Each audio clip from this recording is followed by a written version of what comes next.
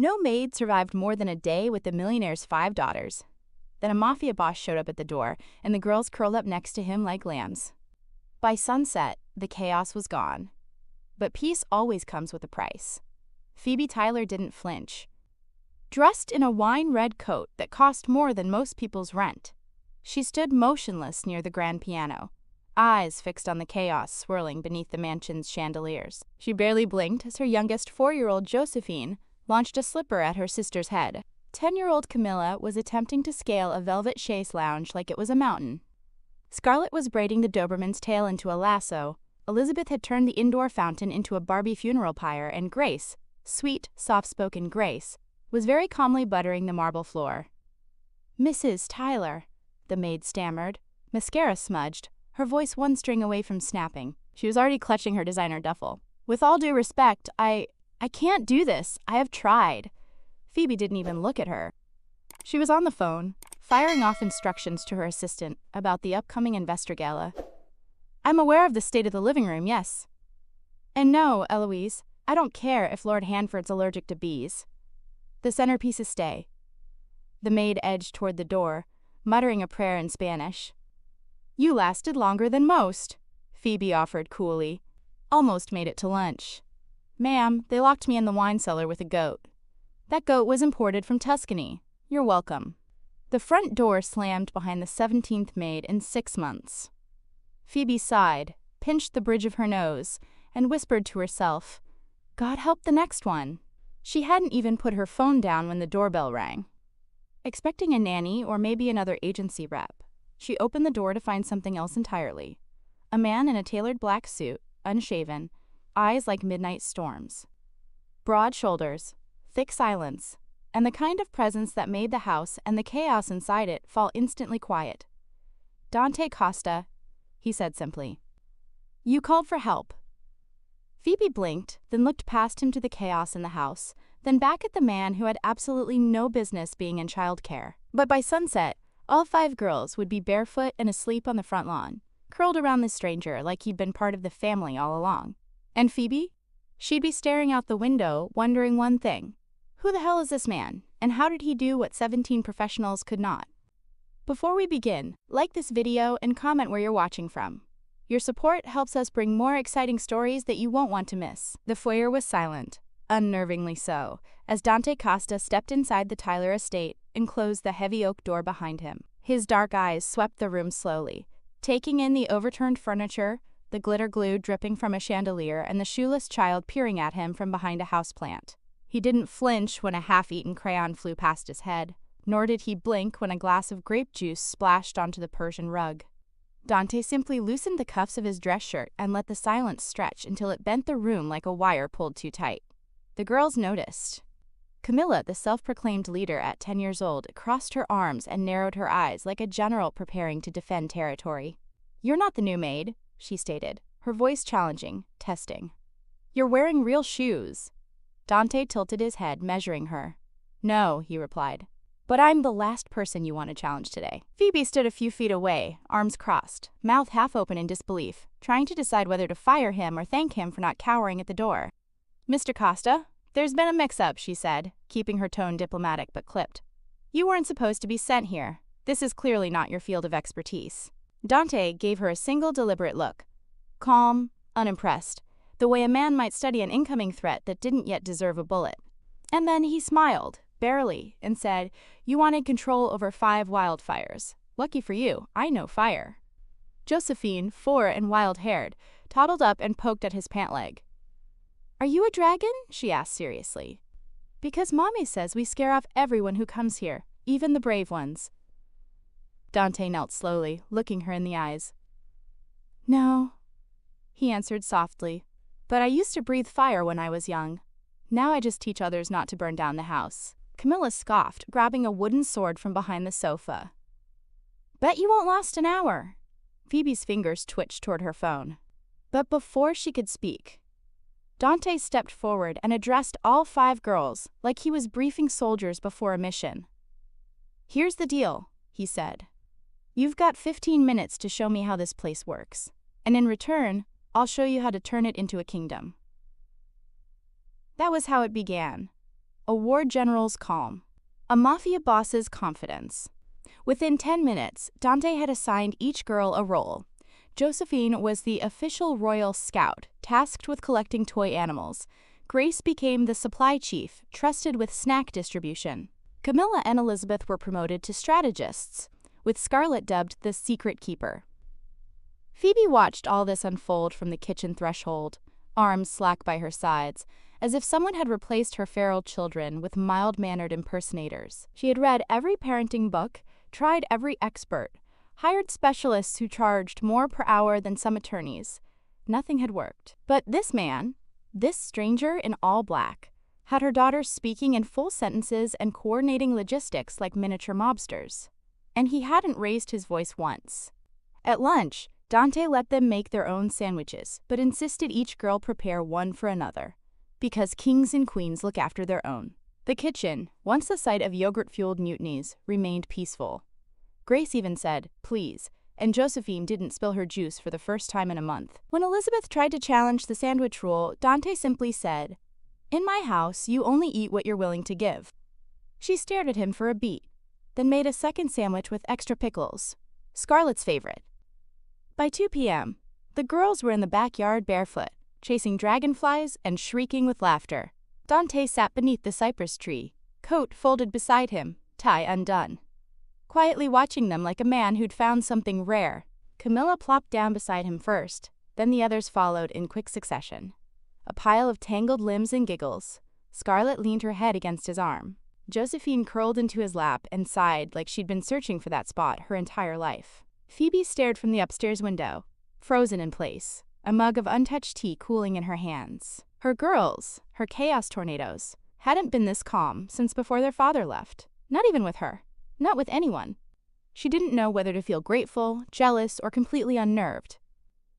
By the time the sun began to dip below the trees, painting the backyard gold, all 5 girls had dozed off, limbs tangled around Dante like vines claiming a statue.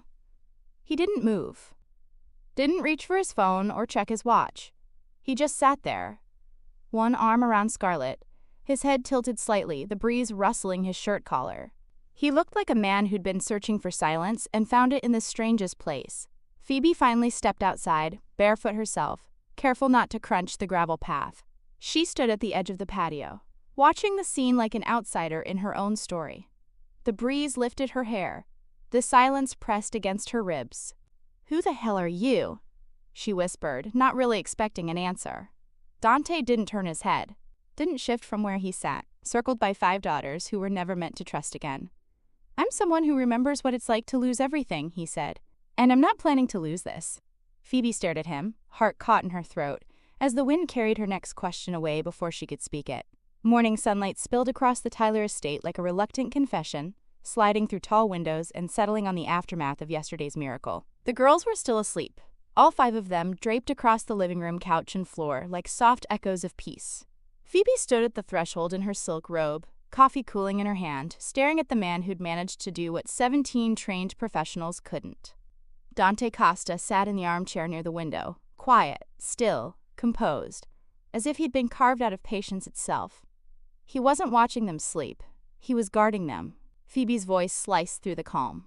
"Mr. Costa?" she began, measured but trembling at the edges. "What exactly are you?" Dante didn't move right away, just exhaled slowly like a man recalling a promise. "I'm the person your agency sent," he said simply, his tone deep enough to vibrate against the quiet. Phoebe crossed her arms, disbelief flickering like static. "The agency I called specializes in childcare, not security details. You don't look like any caretaker I've ever met." Dante looked up finally, his gaze steady, unreadable. "That's because I'm not one," he said. "They called me in as a favor. I take on certain unconventional assignments." His calm was unnerving, even disarming. The way predators look serene before they strike. "A discreet solution agency," he continued, "handles problems people don't know how to fix. And your daughters, Mrs. Tyler, were listed as high-priority chaos." Phoebe blinked, unsure whether to be insulted or impressed. "So you're saying the agency sent me a hitman for bedtime tantrums?" Dante's mouth twitched. Not quite a smile, not quite denial. I fix things, Mrs. Tyler. Some problems require money. Others require strategy. He leaned forward, elbows on his knees. Yours required a little of both. His tone was calm, but it carried a weight that made her throat tighten. And what about the firearm in your car? She asked sharply. Is that for teaching the twins how to share? His eyes darkened, something fierce, glinting there before he looked away. Old habits, he muttered. Nothing to do with your children. Phoebe's pulse quickened. He wasn't a man easily cornered, and that made him dangerous. But what scared her more was that he didn't seem remotely defensive. Just resolute, as if there were things he could say but chose not to. You expect me to believe you're here out of the kindness of your heart? She pressed. No one does that. For the first time, something shifted in his face. A faint shadow of pain. You'd be surprised what people do when they've lost enough, he said quietly. Phoebe's lips parted, but the sharp retort she'd been crafting fell flat. His tone wasn't manipulative or self-pitying. It was haunted. The kind of truth that didn't need convincing. And for a brief second, she forgot to breathe. Upstairs, a faint yawn interrupted the tension. Josephine shuffled into the room, dragging her blanket, curls wild and sleepy. Mr. Dante, she mumbled, rubbing her eyes. You didn't leave. Dante smiled gently, his entire demeanor softening in a way that disarmed Phoebe all over again. Would have been rude to leave before breakfast, he said, and Josephine climbed straight into his lap like it was the most natural thing in the world. One by one, the rest of the girls appeared, rumpled and barefoot, drawn to him like metal to gravity. Grace carried her stuffed rabbit. Elizabeth held a book upside down, and Camilla, the self-appointed commander, surveyed the scene like she couldn't believe peace had survived the night. He's still here, she muttered. No one ever stays. Dante met her stare evenly. I'm not just anyone. Phoebe stood frozen, the mug trembling in her hands as she watched her daughters. 5 whirlwinds of energy and rebellion. Sit in a neat, wordless semicircle around this stranger. He wasn't giving orders, wasn't bribing them with rewards or threats. He was just present, silent, grounded. The kind of presence that made chaos kneel. It was terrifying and mesmerizing. Camilla cleared her throat. Can he stay? She asked bluntly, looking at her mother. At least until Sunday. Elizabeth nodded eagerly, her voice piping up next. Yeah, he talks to us like we're not stupid. Phoebe shot her a look, but the damage was done. 5 pairs of hopeful eyes turned to her, shimmering with something she hadn't seen in years. Trust. Her instinct was to say no to re-establish control. To remind everyone that the man in their living room had no references, no resume, and probably a criminal record long enough to require its own binder. But something in her refused to break the spell. The house had been quiet for 12 straight hours. No screaming, no fighting, no tears. Just peace. Real, aching peace. I don't know who you are, Mr. Costa, she said finally, the words tasting like surrender. But whatever you're doing seems to work. Dante inclined his head, that subtle, unreadable smile playing at the corner of his mouth. Then I'll stay, he said. Just for the weekend. His tone made it sound like a contract, like the end of an era and the beginning of something irreversible. And somehow, Phoebe knew it was both. The day unfolded differently, almost unnervingly so. Dante cooked breakfast with the girls, teaching them how to crack eggs without breaking the yolk, how to flip pancakes like pros. He assigned tasks with quiet authority, and they obeyed as if he were royalty. Even Camilla, the rebel general, started referring to him as Sir, which Phoebe found both hilarious and mildly alarming. For the first time in her adult life, Phoebe Tyler didn't have to yell to be heard in her own house. But behind every calm moment, unease grew like ivy. She couldn't stop wondering what kind of man could command such respect from children without fear. What kind of man had learned patience like a weapon? When she caught him staring out the window mid-afternoon, expression distant, she saw it again, that strange blend of sorrow and vigilance. The look of a man waiting for a storm only he could see coming, and for reasons she couldn't name, she wanted to know what haunted him. That evening, the girls put themselves to bed, another miracle she didn't understand. Phoebe lingered by the window after the last light went out, staring into the dark garden where Dante sat beneath the old oak tree. His phone was to his ear, voice low, roughened by something that didn't sound like business. She told herself not to eavesdrop, But the night was too quiet to pretend she hadn't heard. "Yeah," he said, his voice like gravel over rain. "I found her. The girl's safe." He paused, eyes flicking toward the house, toward Scarlett's bedroom window. "But the mother doesn't know who I am yet." The words hit Phoebe like a slow-moving car crash, one that left her breathless and cold. She stepped back from the window, hand over her mouth, realizing too late that the peace she'd felt was never real, just the calm before something much, much bigger. If you were in Phoebe's shoes, would you trust a stranger who somehow brought peace into your home? Or would you demand answers, no matter the cost? Tell us what you think in the comments below. And don't forget to subscribe for the next part of the story, where the truth behind Dante's arrival begins to surface. By Saturday morning, the Tyler estate had transformed into something that could almost pass for livable, if you ignored the glitter grenades, the chocolate milk footprints, and the rogue tiara embedded in a houseplant. Dante Costa stood in the center of the chaos, sleeves rolled, tie discarded, and a spoon tucked behind one ear like a commander preparing for a culinary coup. "Operation Morning Storm," he announced, pointing a wooden spoon toward the kitchen. "Lieutenant Camilla, secure the perimeter. Check the pantry for enemy snacks. Scout Grace, reconnaissance to the fridge. Elizabeth, your comms. Report all syrup levels to HQ." Phoebe leaned against the dining room archway, arms crossed, watching the strange ballet unfold. Camilla saluted with 2 fingers and dashed off, like she'd been training for this her entire life. Grace took the fridge mission seriously, narrating each item as though decoding a mystery. Milk, still full. Cheese, compromised. Yogurt, suspiciously empty. Josephine burst into a fit of laughter, crawling under the table as the designated tactical bunny, which she insisted was a real job. Dante never raised his voice, never barked orders, but somehow, the entire house moved like a coordinated unit under his calm command. Phoebe hadn't seen this kind of order or joy in her home since her daughters were toddlers. Even Elizabeth, the skeptic with a permanent eyebrow raise, was taking notes on a clipboard like she'd just been promoted. The girls weren't just following him, they were thriving in his presence, and Phoebe didn't know whether to be relieved or terrified. After breakfast, Dante initiated Operation Fortress Rebuild, also known as tidying up the living room. Instead of demanding the girls clean, he divided them into teams. Camilla and Elizabeth were structure, Scarlett and Grace handled decor, and Josephine was the designated morale officer. Within 20 minutes, the room looked cleaner than it had in weeks. Phoebe, unused to witnessing cleaning without weeping or bribery, leaned in the doorway and whispered, "What are you, some kind of child whisperer?"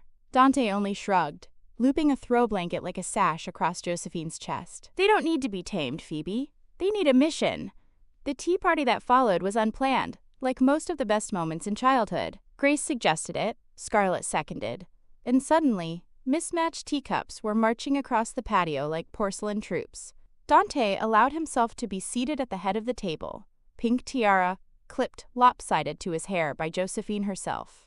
Phoebe almost dropped her phone when she stepped outside to see him holding a plastic cupcake with all the grace of royalty. "Would you care for another round, Sir Dragon?" Grace asked him, bowing low. "Only if it's been brewed with unicorn tears," Dante replied solemnly. Phoebe sat on the swing near the edge of the patio, sunglasses hiding the emotion she hadn't expected to feel. It wasn't just the way the girls listened. It was the way they bloomed, like sunflowers after a storm. Camilla actually helped Josephine pour the juice without sighing like it was a punishment. Elizabeth handed out tiny napkins with actual care. No sarcasm, no mutiny. Scarlett, always quiet in the shadow of her louder sisters, sat across from Dante, fingers fidgeting with the lace edge of the tablecloth. Midway through the second round of make-believe Earl Grey, she spoke, voice quiet. "I don't really remember what he looked like." The table stilled. Dante tilted his head, gently encouraging. "Who?" he asked, though he already knew. "My dad," Scarlett said, eyes downcast. "I remember his cologne a little, and that he had a laugh that made the walls shake. But I can't see his face. Not really. Just pieces." Silence settled like dew over the table, tender and full of weight. Grace reached out and held Scarlett's hand. Dante didn't rush to fill the quiet. He let it breathe. Let the hurt have its place at the table. "Memories fade," he said gently. "But what stays is how someone made you feel, and that never leaves." Phoebe's chest tightened as she watched her daughter nod solemnly, as if letting go of something heavy she didn't know she was carrying. Scarlett had never spoken about her father. Not to Phoebe, not to her sisters, not to anyone. And yet here she was, offering the broken shape of her heart to a man she'd only known for 2 days. Later, when the girls were inside coloring, Phoebe walked up beside Dante on the back porch. "You're good at that," she said. "What?" he asked, still watching the girls through the open sliding doors. "Letting them be messy and vulnerable and somehow still feel safe?" Dante didn't look at her, but his jaw tightened just enough for her to notice. "It's a skill you learn when you've been both the mess and the protector," he said. Phoebe turned her gaze back to the yard, remembering all the times she tried to hold it together, to keep the walls standing, even while the roof caved in. "Scarlett doesn't talk about her dad," she murmured. "Not since he disappeared." Dante didn't speak, but Phoebe could feel something shifting beside her. A stillness that wasn't peaceful. A storm building just out of reach.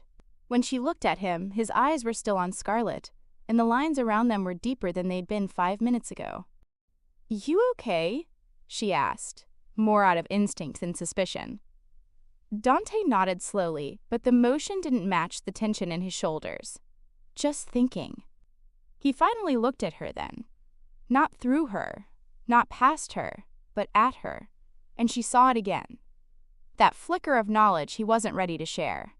That shadow of guilt clinging to the corners of his stare. "You care about them," she said softly, more a statement than a question. Too fast, too easily. He didn't deny it. Some kids make it easy. Phoebe waited for more, but he gave her nothing. Just a faint smile and a glance toward the house like he had 1,000 reasons for staying quiet. Inside, the girls were reenacting a princess rescue scene using couch cushions and a limp stuffed giraffe. Camilla narrated, Josephine roared like a dragon, and Scarlett, delicate, honest Scarlett, declared that queens didn't need saving. "Maybe we just need someone to remind us we're already strong," she said. Dante's lips twitched again, but this time it was real.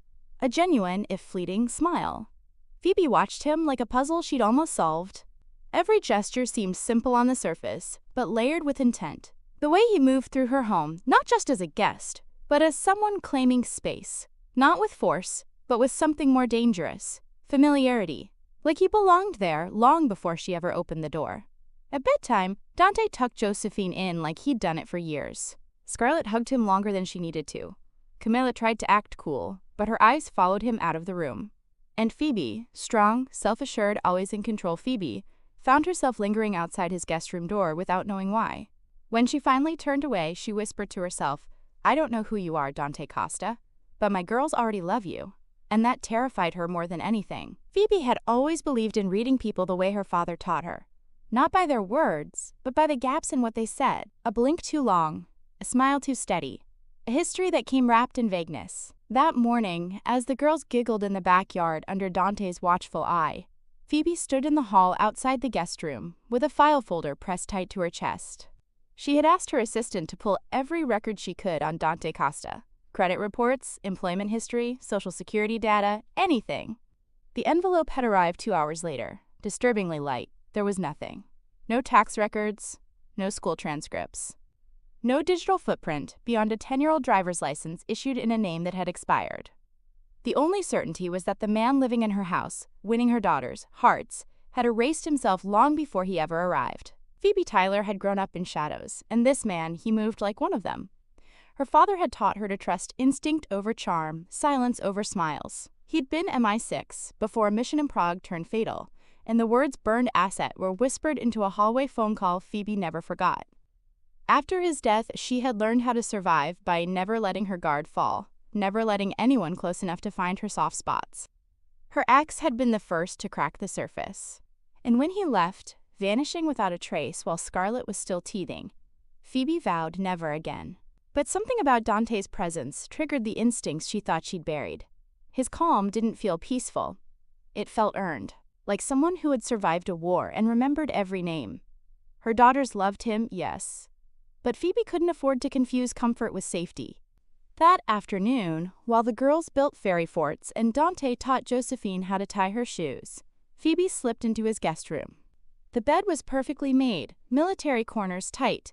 His duffel bag rested beneath the nightstand, locked, but not too carefully. She picked it open in under 30 seconds, her father's lockpick set still hidden behind a fake outlet in her study. The contents stopped her breath. Inside were 3 things: a matte black pistol wrapped in a linen cloth, 2 forged IDs with different names but the same face, and a photo of a baby girl with wispy dark curls and hauntingly familiar eyes. No dates, no writing, just a man carrying a past he hadn't invited her into. Phoebe's hands trembled as she closed the bag and replaced everything precisely. Downstairs, the laughter continued, light and sharp as wind chimes. Phoebe descended slowly, questions bubbling under her skin. She found Dante at the sink, sleeves rolled up, washing the girls' teacups like he belonged there. "We need to talk," she said, more command than request. Dante looked up at her, and something in his posture shifted. She led him into her father's study, a room rarely used but meticulously preserved. The dark wood walls, the rows of dusty books, the single photo of her father in uniform, it all felt heavier today.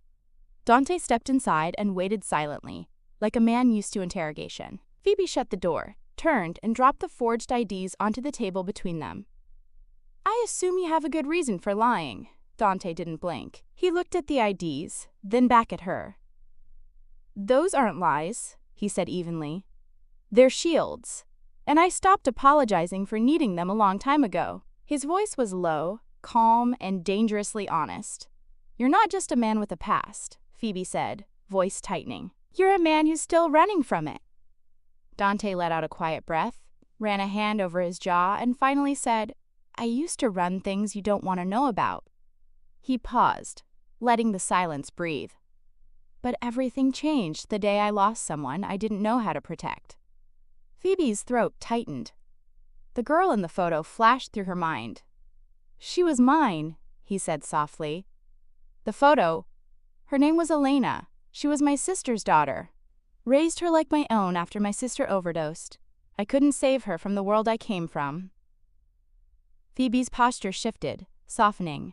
"And now?" she asked. "Why here? Why my daughters?" Dante didn't hesitate.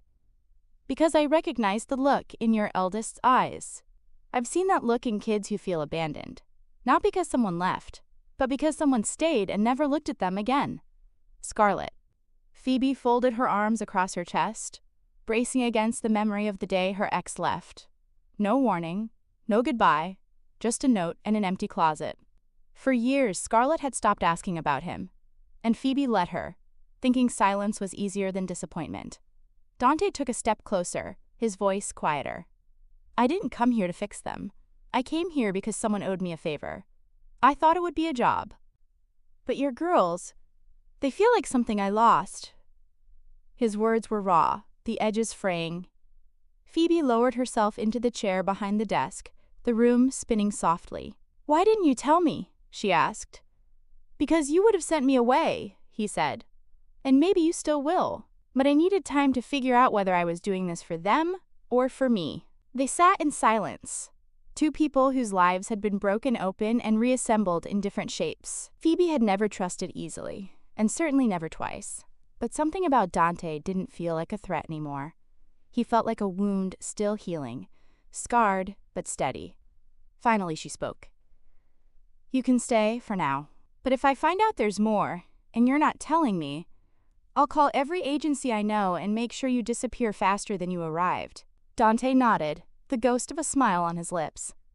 "Fair enough." And in that moment, Phoebe realized that whatever this was, whatever it might become, had already crossed a line she couldn't uncross. What would you do if you discovered the person your children trusted most was hiding a dangerous past? Drop your answer in the comments. And don't forget to subscribe so you don't miss the secrets still buried in Dante's past. The night air pressed heavy against the windows of the Tyler estate, thick with the scent of rain and secrets. Phoebe couldn't sleep. Every time she closed her eyes, she saw Dante's face in the study, the quiet steadiness in his voice when he spoke about what he'd lost. She'd expected deflection, guilt, even manipulation. Instead, she'd heard truth, the kind that cut deep and left silence in its wake.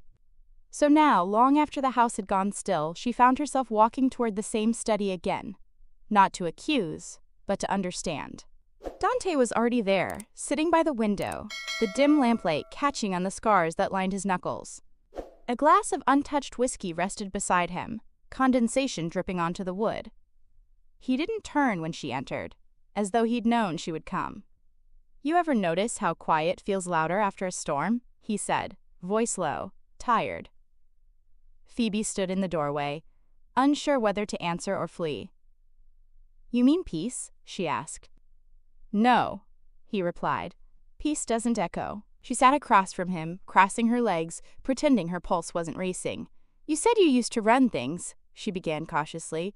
"Tell me what that means." Dante stared out the window for a long moment, watching the raindrops slide down the glass like falling stars. "It means I wasn't just in the business," he said finally. "I was the business. New York. Costa Syndicate. You've probably read about us, just not the parts anyone lived to tell." Phoebe blinked, her throat tightening. "You were a capo?" Dante's mouth twitched. Half amusement, half shame. "Capo's just a word. I was the man who made the calls no one wanted to make. The one who cleaned up messes when others couldn't stomach the sight of blood." His gaze flicked to her, sharp but weary. "Until one day, I made the wrong call, and the people I loved paid for it." He leaned forward, elbows on his knees, voice dropping lower. "The girl in that photograph wasn't just my niece, Phoebe. She was the daughter of a man who betrayed the family. I thought keeping her with me would make her safe. Instead, they found her. And after that night, I promised I'd never carry a gun for power again, only for protection." Phoebe's stomach turned, the gravity of his confession pulling her back into the same world her father once tried to shield her from. "So you came here to find peace?" she asked, unable to hide her disbelief. "Peace doesn't come to men like me," he said quietly. "I came because someone told me your ex-husband's name. Said he still owed a blood debt to people I used to know." The words dropped between them like shrapnel. Phoebe's breath caught. "Richard?" she whispered, voice trembling. "You're saying you knew him?" "I was sent to track him years ago," Dante admitted. "But by the time I found him, he'd already vanished. Took money that didn't belong to him and disappeared overseas. I gave up chasing ghosts." His eyes softened. "And then I got a call. Someone said his wife, you, had 5 daughters and a trail of debt collectors sniffing around her name." Phoebe's pulse quickened, old fears flickering back to life. "So you came for me?" she asked. "I came because I thought maybe protecting what he left behind would make up for what I'd lost," Dante replied. The clock ticked softly in the background, each second louder than the last. Phoebe's voice faltered as she said, "You're not just some stranger who stumbled into my life, are you?" Dante didn't answer immediately. He ran a hand through his hair, eyes fixed on the floor. "There's something else," he said finally. "Something I wasn't ready to tell you until I knew for sure." Phoebe's chest tightened, every nerve alert. "Tell me," she whispered. He took a deep breath.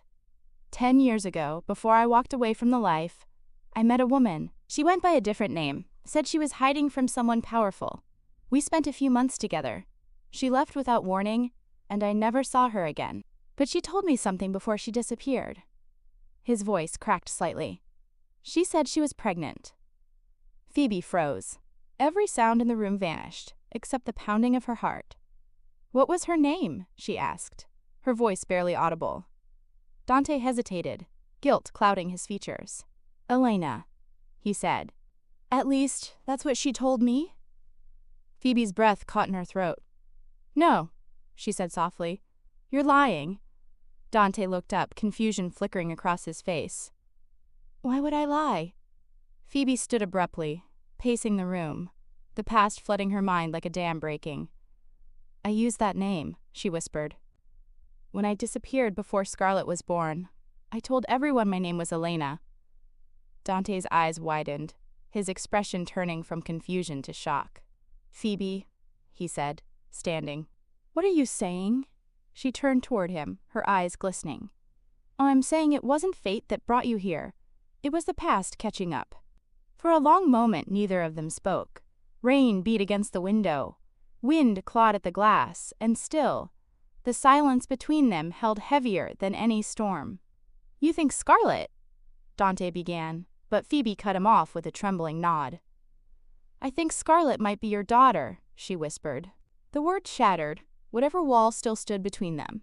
Dante's breath hitched, his body going still. Like a man caught between disbelief and destiny. He moved closer, voice unsteady for the first time since she'd met him. "Why didn't you tell me?" Phoebe laughed bitterly, though tears slipped down her cheeks. "Because I didn't know who you were. You went by a fake name, remember? And when I found out I was pregnant, I ran. I didn't want her growing up with a target on her back." Dante closed his eyes, his jaw tightening. "So you hid her from the world. From me." "I hid her from the world you lived in," Phoebe snapped, her voice breaking. "From the men who would have killed her just to punish you. My father always said love was a weakness, and I believed him, until I saw how much you scared me. You were everything I wanted, and that made you dangerous." She turned away, pressing a hand to her mouth. "When Richard came along, I thought I could give her a safe life. But he wasn't safety. He was just another storm." Dante's gaze softened as he stepped closer, his voice low but steady. "You think I wouldn't have chosen her over everything?" he asked. "You think I wouldn't have burned that world to the ground if I knew she existed?" Phoebe met his eyes, her defenses crumbling. "You already burned it, Dante," she whispered. "I just didn't want her caught in the ashes." His hand hovered near hers, but didn't touch. "Then maybe I was sent here to put out what I started." They stood inches apart, two ghosts of their former selves meeting again through the children who never should have been caught in their fire. Phoebe exhaled shakily, the realization washing over her in waves. "It wasn't coincidence," she said. "You finding us. You helping the girls. It was always meant to happen." Dante nodded slowly, emotion tightening his throat. "Fate doesn't ask permission," he said softly. "It just waits for you to stop running." Outside, thunder rolled in the distance, as though the universe itself agreed. Phoebe wiped her tears and forced a small, bitter smile.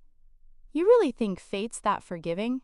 Dante's lips curved slightly, the ghost of a smile. "No," he said, "but sometimes it gives you one more chance to make things right." Phoebe looked at him, torn between anger, fear, and something dangerously close to hope. Down the hall, the sound of soft footsteps interrupted the tension. Scarlett appeared in the doorway, sleepy-eyed, clutching her stuffed rabbit. "Mom," she murmured. "Why are you crying?" Phoebe froze, unable to form a lie fast enough. Dante turned toward the little girl, his face softening in a way that made time stop. "Everything's okay, sweetheart," he said quietly. "Go back to bed." Scarlett nodded and turned, her small figure disappearing back into the dimly lit hallway. Phoebe's eyes followed her until she was gone, her heart pounding with the knowledge that life as they knew it could never return to normal. "She deserves the truth someday," Dante said softly. Phoebe nodded, her voice barely a whisper. "Just not tonight." As Dante reached for the door, Phoebe stopped him. "What happens now?" she asked. He turned, meeting her gaze. "Two people bound by blood, by mistakes, by fate." "Now?" he said, voice low. "Now we see if the past still knows how to bleed." The house felt different now. Not in the way that a new paint color or fresh flowers could change it, but deeper, quieter, like something sacred had settled inside its walls. The laughter came in bursts instead of shrieks, soft and warm, echoing through the halls that once held only chaos. Dante's presence had shifted the rhythm of the Tyler estate. He moved through it like a pulse, steady and protective. The girls adored him, each in their own way. Josephine followed him like a shadow. Grace handed him drawings every morning, and Camilla started calling him Commander as a joke that somehow stuck. But it was Scarlett who stayed closest, always hovering just a step behind him, as if afraid he might vanish the moment she blinked. Phoebe noticed the change most in the mornings. The breakfast table, once a battlefield of spilled milk and accusations, now looked like something resembling peace. Dante orchestrated it with gentle authority, delegating cereal duty, praising patience, turning chores into missions. Scarlett perched beside him as he poured juice, laughing at something he whispered that Phoebe couldn't quite hear. It was a laugh she hadn't heard from her daughter in years, genuine, open, free of the weight she'd carried since she was old enough to notice her father's absence. Phoebe tried to keep her distance, telling herself she was simply observing the miracle she couldn't explain. But the truth was, she was drawn to him in the same quiet way her daughters were.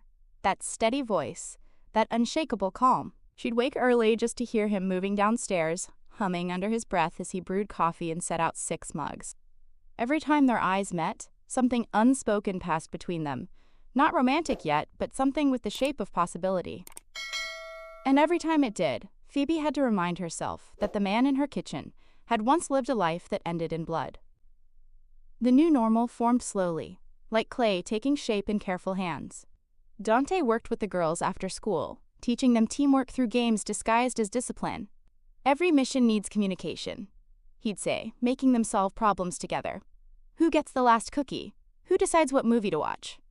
The girls obeyed him without hesitation, even Camilla, who once swore she'd never listen to an adult again.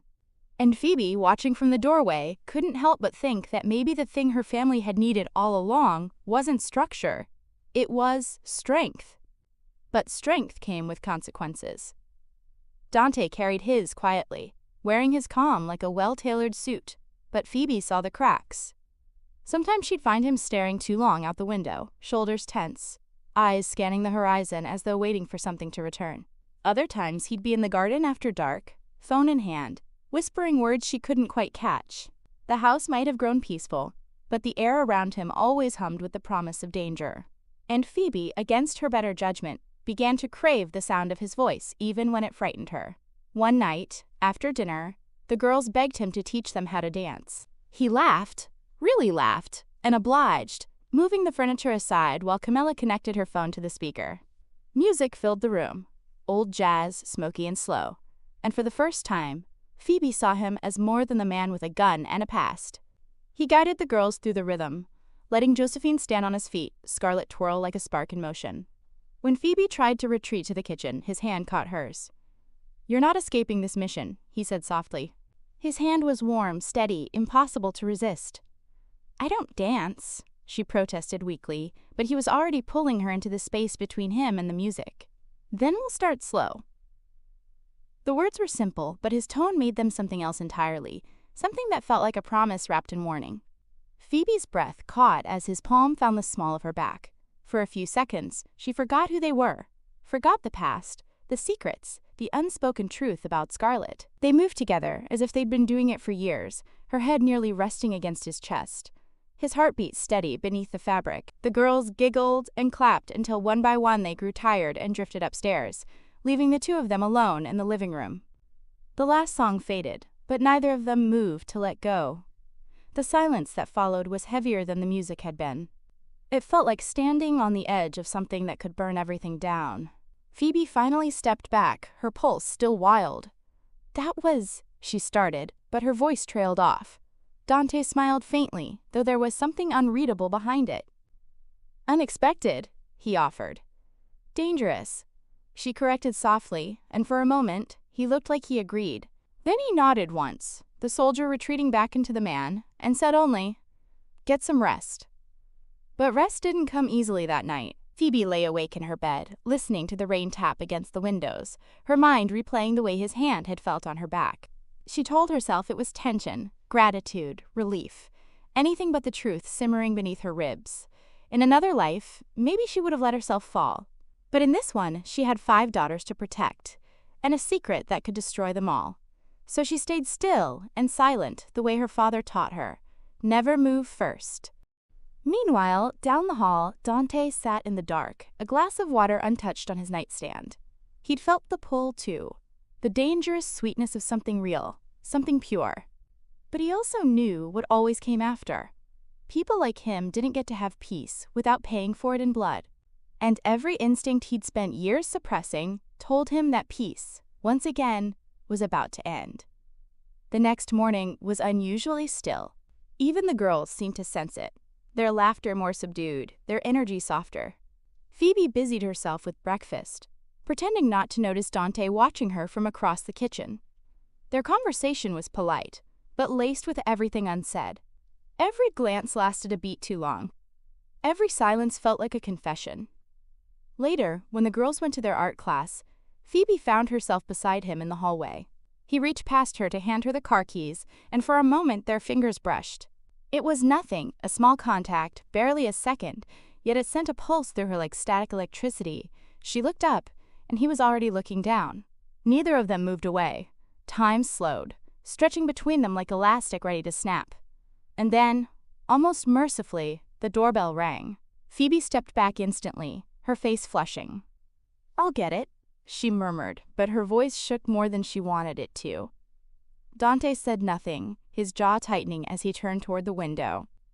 She crossed the foyer, expecting another delivery, another interruption. But when she opened the door, no one was there, just the faint echo of tires rolling away. Something in Dante's expression changed when she turned back to him. He moved to the window, his posture sharpening like a knife drawn from a sheath. Down the long, winding drive, a black SUV sat idling at the corner, engine humming, tinted windows hiding whoever was inside. His face went still. Too still. "What is it?" Phoebe asked. "You look like you've seen a ghost." Dante didn't answer immediately. His eyes stayed on the car, on the shadowy reflection of a life he thought he'd left behind. The air in the room seemed to thin, pressing against them both. Then he finally spoke, voice low and certain. "They've found me," he murmured. The words were soft, but they hit Phoebe harder than a scream. For a heartbeat, the house held its breath. The same house that had finally learned how to be quiet, how to feel alive again. Phoebe's hand tightened around the edge of the counter, her mind flashing through the image of her daughters playing in the garden. "Who?" she whispered. Dante turned from the window, his eyes darker than she'd ever seen them. "The ones who don't forgive," he said, "and they never come alone." Outside, the black SUV rolled slowly past the house, its engine purring like a warning. The curtains fluttered against the glass. Dante watched until it disappeared down the road, then exhaled the kind of breath that came from years of running. "It's starting again," he said quietly.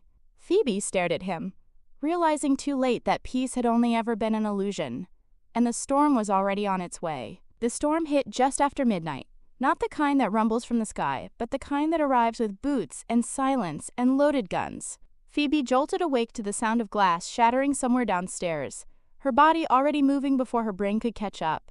She reached for her phone, fingers trembling, but Dante was already gone from the guest room across the hall. In the darkness, she heard his voice once. Low, calm, a whisper made for war. "Stay with the girls. Don't open the door unless it's me." Phoebe didn't ask questions. She ran to her daughters' rooms, waking them one by one with a voice she didn't recognize as her own. Camila clung to her instantly. Scarlett stiffened like she already knew something was wrong, and Josephine started to cry. Phoebe swallowed her fear and forced the words out. "We're playing hide and seek, okay? But this time, we hide really well. And no matter what, you stay quiet." She led them through the house barefoot, heart thudding against her ribs as she ushered her daughters down the narrow staircase behind the wine cabinet. The old cellar was a relic from her father's paranoid past. Hidden, reinforced, soundproofed, she'd mocked it for years. Now she was praying it still worked. The last thing she saw before closing the hidden door was the red glow of the security panel blinking uselessly. Upstairs, Dante moved like smoke. Silent, precise, deadly. The intruders had come through the east wing, timing their breach with terrifying coordination. 3 men, maybe 4. They wore black, no insignia, no hesitation. They weren't there to send a message. They were there to erase one. Dante didn't wait for them to come to him. He struck first, a blade to the neck of the man near the stairwell, dragging the body down without a sound. The next 2 he took with his fists, one punch to the throat, the other to the temple, a gun stolen mid-movement. They didn't expect resistance. They didn't expect him. And now they were paying the price for forgetting who he used to be. The 4th man found him in the kitchen. This one was bigger, more methodical. Not a hired gun, but a hunter. They fought hard, brutal, shattering chairs and slicing through the quiet that had once made this house a home. Phoebe heard the crash from below and squeezed her daughters tighter, whispering prayers she hadn't spoken since childhood. "Please, let him win. Let him come back." Dante finally dropped the last man with a kitchen knife lodged just below the collarbone. Blood spread across the tile like spilled wine, soaking into the grout as Dante leaned against the counter, gasping. He didn't hear the 5th one come in until it was too late. A shot cracked through the air. Sharp, close, devastating. Dante spun, firing back with instinct and muscle memory, dropping the final attacker before the pain hit him fully. His hand flew to his side. Wet, warm, blooming red. Not fatal, but deep. He staggered once, catching himself on the wall as the world tilted around him. Somewhere in the distance, the house alarm finally activated, late and useless. He cursed under his breath and headed for the cellar. Phoebe heard the knock, 3 short, 1 long, just like he'd said. She opened the hidden door, her hands shaking as she pulled him inside and bolted it again behind them. The girls gasped when they saw him, blood spreading across his shirt, his steps unsteady. "It's okay," he rasped, collapsing onto the floor. "Everyone's safe." Phoebe dropped beside him, pressing her hands to the wound. "You're bleeding," she said, voice cracking. "You need a hospital." Dante shook his head, barely able to keep his eyes open. "Can't risk it." "Not yet. Wait until morning." Camilla rushed to grab a blanket while Grace held a flashlight, hands trembling. Scarlett just stood there, staring at the man who had defended them like a father, like something more than just a visitor. Phoebe worked quickly, tying off the wound with fabric torn from her own shirt, whispering soothing words she barely believed herself. Dante winced but didn't flinch, his eyes fixed on hers. "You saved them," she said, tears streaking her cheeks. "You saved me." Dante managed the faintest of smiles. "Told you. I don't run anymore." They stayed there for hours, the girls curled around Dante like cubs around a wounded lion. Phoebe sat beside him the whole time, never letting go, never letting him drift too far into the dark. He was pale, exhausted, in pain, but alive. And the house above them, though bruised and broken, had survived. When dawn finally touched the horizon, and the danger had passed, Phoebe whispered the words she'd been afraid to say. "You came here to protect us, but you've given us so much more." Dante didn't answer. His breathing had slowed, but his hand found hers, gripping tight, grounded in her presence. They weren't safe yet, not truly. But for the first time, she knew they'd face whatever came next. Together. If someone risked their life to protect your family, but carried a violent past, could you ever fully trust them again? Share your thoughts in the comments and subscribe to see what happens when the truth behind the attack begins to unravel in Chapter 9. The house was quiet again, but it wasn't the peaceful kind. It was the kind that settles after a storm, uncertain, fragile, and heavy with what hadn't yet been said. Dante lay resting in the guest room, his side bandaged, breath slow but steady. Phoebe sat in the hallway just outside the door, knees pulled to her chest, listening to the hum of the house around her. She hadn't slept. Her body ached from fear and adrenaline, but her mind kept replaying the gunshots, the blood, and the way Dante's hand had clutched hers like it was the only thing keeping him grounded. She didn't notice Scarlett until she was already there, standing at the end of the hall, barefoot, her hair tangled from sleep, eyes wide and unblinking. "Is he okay?" Scarlett asked, her voice small but sharp with worry. Phoebe stood quickly, brushing her hands down her legs as if she could smooth out the truth. "He's stable," she said gently. "Sleeping." But the look on Scarlett's face made it clear that wasn't the only thing she had come to ask. Scarlett looked past her mother, toward the door, then back again. "I heard you talking," she said, her voice just above a whisper. Phoebe's stomach turned cold. "When?" she asked, but she already knew. Scarlett's hands curled into fists at her sides. "Last night, after you thought we were asleep, you said..." Her throat caught. "You said he might be my father." Phoebe stepped forward, but Scarlett took a quick step back. "Sweetheart," she started. "Is it true?" Scarlett demanded, voice rising. "Is he him? The man you used to talk about? The one from before Dad?" The words came out jagged, like shards of glass tumbling from a too small mouth. Phoebe felt her lungs collapse under the weight of years she couldn't take back. She nodded slowly, shame coloring every syllable. Yes, the word hung in the air between them. Final and irreversible. Scarlett blinked hard, jaw trembling. "Why didn't you tell me?" Her voice cracked, and the sound of it broke something in Phoebe she didn't know was still whole. "I was trying to protect you," Phoebe said, reaching out. "From what?" Scarlett snapped. "From him? From knowing that my real dad might actually care?" Her breath hitched as tears filled her eyes. "From knowing that all this time I had someone, and he was right there?" Phoebe froze, stunned into silence by the rawness of her daughter's pain. Scarlett turned and bolted down the hall before Phoebe could stop her. "Scarlett!" she called after her, panic rising like a wave. But the girl was already gone, through the front door, across the lawn, into the woods behind the estate where she used to play when she needed to be alone. Phoebe chased her as far as the porch, barefoot, breathless, heart-pounding, but something stopped her. Not exhaustion, not fear, something deeper. She turned back inside and went straight to the guest room. Dante was already sitting up, his face pale, but his eyes sharp and alert. "She heard," Phoebe said breathlessly. "She knows." Dante didn't ask for details. He just threw the blanket aside and pushed himself out of bed, wincing as the wound pulled beneath the bandage. "You can't." Phoebe started, but he cut her off. "Where'd she go?" His voice was steady, controlled. Phoebe swallowed hard. "The woods. Out back. She always hides near the creek when she's upset." Dante nodded once and grabbed his coat from the chair, his steps slow but deliberate. "I'll find her," he said. Outside, the morning light had turned the woods silver and soft. The leaves whispered secrets to each other as Dante walked, one hand pressed to his side, the other brushing branches out of his path. He called her name once, then waited. Silence answered him, but not for long. A few yards ahead, he spotted a flash of dark hair crouched beside the creek, shoulders trembling. He didn't speak right away. He just sat on the opposite bank, the cold earth soaking into his jeans, and waited. Scarlett didn't look up.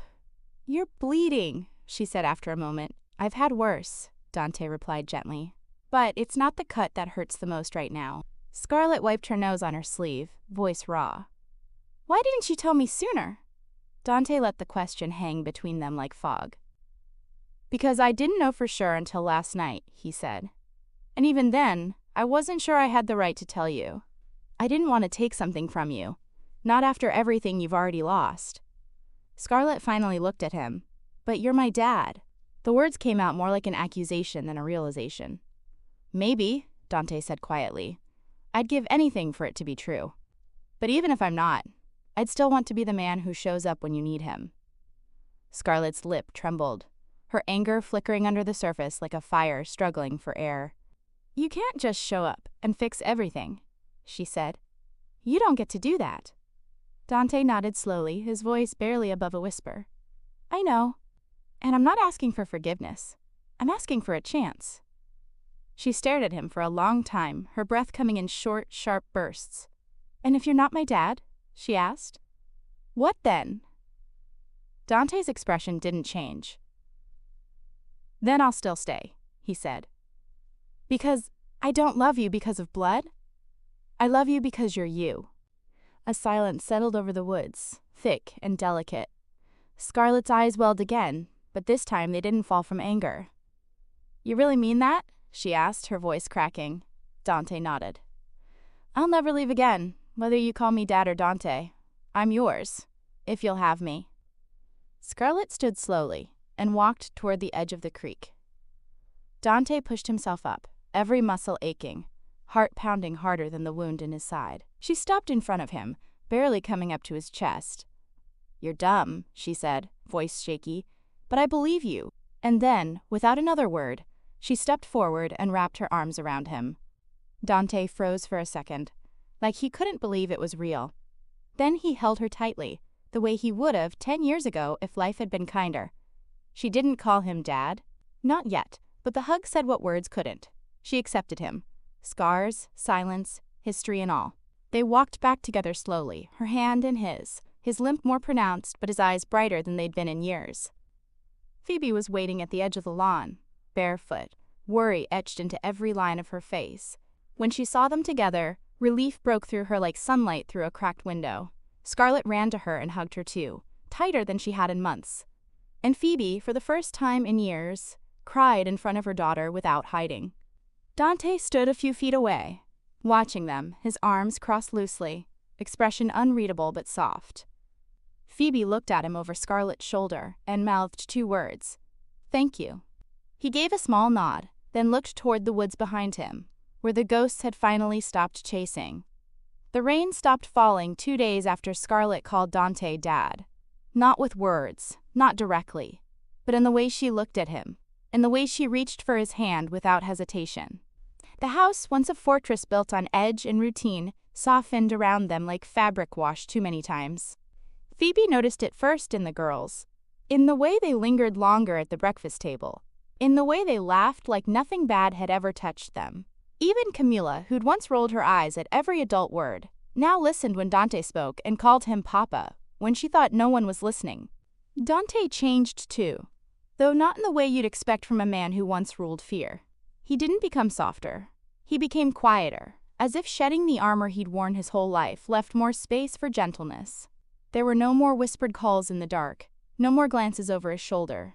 One morning, Phoebe found him on the porch burning a black book in the fire pit, thick, leather-bound, with pages that smoked long after the flames touched them. "What was it?" she asked. "A list of debts I no longer owe," he replied. Over the weeks that followed, Dante made calls, not to the agency that had sent him, not to allies or enemies, but to the ghosts of a world that still whispered his name. He gave up power, territory, money, all of it. "I'm out," he told them. "For good." And when the silence on the other end crackled like a loaded gun, he simply said, "Come for me, and you'll find I have nothing left worth taking, except a family that's not afraid of you." Phoebe watched all of it with a strange mix of fear and awe. She'd seen men leave things behind before, careers, marriages, even children, but never this. Never a man cutting away every piece of who he used to be just to make space for who he wanted to become. He didn't ask for her approval. He didn't need it. But she gave it anyway, the same way she gave him her mornings, her quiet smiles, and eventually, her heart. The girls made it official before the adults did. One afternoon, Josephine walked into the living room, climbed into Dante's lap, and asked, "Can I call you Papa now, or is that only for real dads?" Dante blinked hard, holding her small hand in his. "If you want to," he said softly. "Only if you mean it." Grace chimed in from across the room. "We all do." And just like that, the title passed from hope to truth. Not forced, not requested, just offered and received. That night, Phoebe stood at the top of the stairs, listening to Dante read bedtime stories in voices that made the girls laugh until they hiccuped. He wasn't trying to impress her. He wasn't even aware she was there. And somehow, that made it even more real. That he had found a place where love didn't need to be proven to be believed. A year later, the garden bloomed brighter than it ever had, rows of white flowers lining the aisle between two ancient trees. The house was buzzing with soft music and fluttering fabric, the air sweet with lavender and something even more sacred: stillness. Phoebe stood in front of her bedroom mirror, fingers trembling as she adjusted the delicate lace sleeves of her dress. It wasn't fear that made her hands shake. It was joy and the weight of having finally allowed herself to want something again. Behind her, Camilla stepped in, holding a bouquet she'd helped arrange that morning. "They're waiting for you," Camilla said, a smirk tugging at the corners of her mouth. Phoebe turned, her breath catching when she saw all 5 girls dressed in soft pastels, each holding a bundle of flowers. Elizabeth winked. Grace curtsied. Josephine just beamed, missing a front tooth but smiling like she owned the day. And in the center of them all stood Scarlett, taller, wiser, the quiet strength of the family, offering her arm to Phoebe like the proudest daughter in the world. They walked together to the garden, the late afternoon sun casting golden light over every petal, every face. Dante waited beneath the oak tree in a sharp black suit, his tie missing, because Josephine said he looked nicer, like a real person, without it.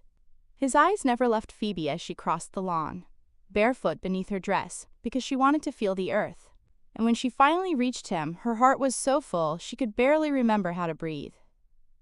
The ceremony was simple.